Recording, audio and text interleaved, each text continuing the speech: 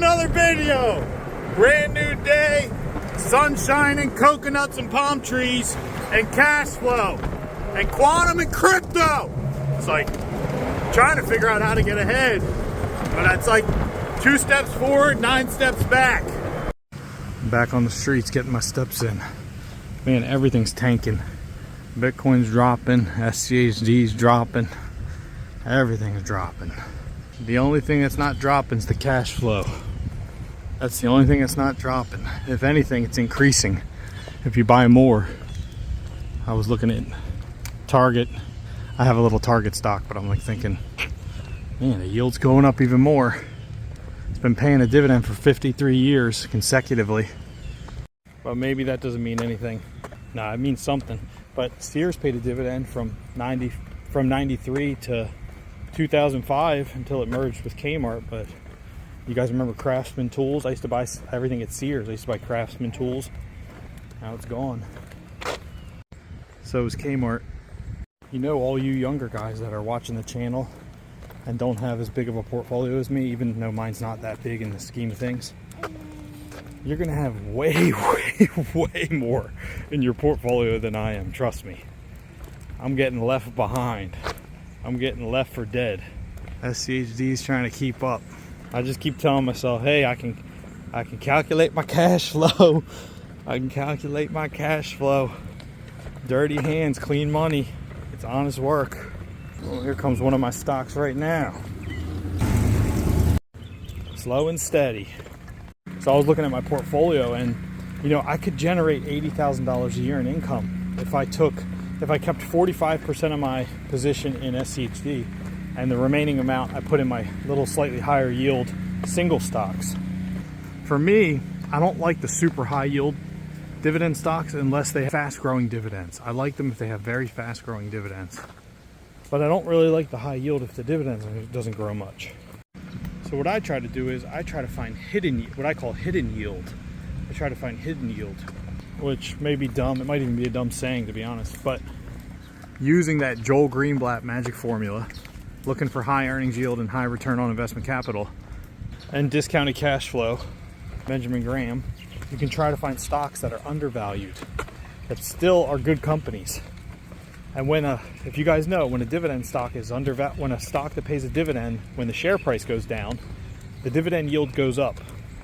So if you can try to find stocks that have a high earnings yield, have a high return on investment capital or return on assets, plus they're below their intrinsic value, the revenue's not drastically declining, there's a margin of safety in the amount of free cash flow they have in their dividend payout ratio, you could try to add a few singles like that. That's what I've been trying to do. I find what I do is I get loose. I get too loose and I start adding garbage. So you got to be careful not to bend your criteria or bend the rules.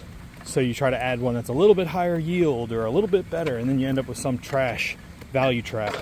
So as somebody that's looking for cash flow in dividend stocks, I do battle with, do I find hidden yield? I mean, you can do a mixture of all three, which is nice. And you can do it easily. You could just buy well, let me explain the three that I'm describing. So for example, I could have high yield, no growth, like stocks like, I could add even covered call ETFs like QQQ, SPYI, JEPI, JEPQ, QYLD. But I worry about NAV erosion, net asset value erosion. I also don't like the high expense ratio, and I don't like the fact that dividend doesn't really grow over time unless you reinvest it. So let's just say you've got that as an option, your high yield. Then you've got hidden yield, which I like to look for, undervalued companies. The stock is lower than it normally is, and the dividend yield is higher because it's undervalued at the time. They could also be value traps, so you have to be pretty careful in the way you select them.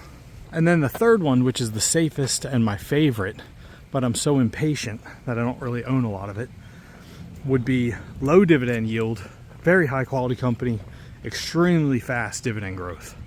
So it'd be companies like, I guess even Nvidia would be in there, Visa, Fastenal, Cintas, like good solid companies that have a fast growing dividend, but the dividend yield is much lower.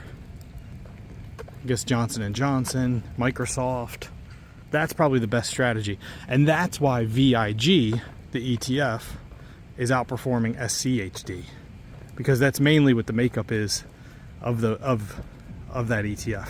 The dividend yield's lower, but they're very fast growers, so it lets you include tech and some other things. So you could always mix your portfolio up if you were someone that was income dividend focused. You could have like VIG, SCHD, and then, I mean, some people have, like, you could have DGRO, you could have DEVO, you could have FDVV. There's so many different ones, VYM. I can remember SCHD always beat VYM, but this year it destroyed it. VYM 10%, SCHD after the dividends paid probably like 3%. So, but it's all because of that. It seems like it's SCHD's reconstitution this year was kind of ill-timed, and we added all that energy and oil stocks. So maybe that's why market cap weighted ETFs like VOO, VGT, things that the winners win and grow inside the ETF and the losers fall out, like self-cleansing. That's probably why those usually always outperform.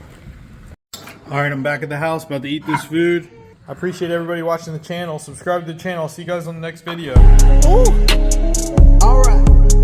Woo. This is light work. Come on.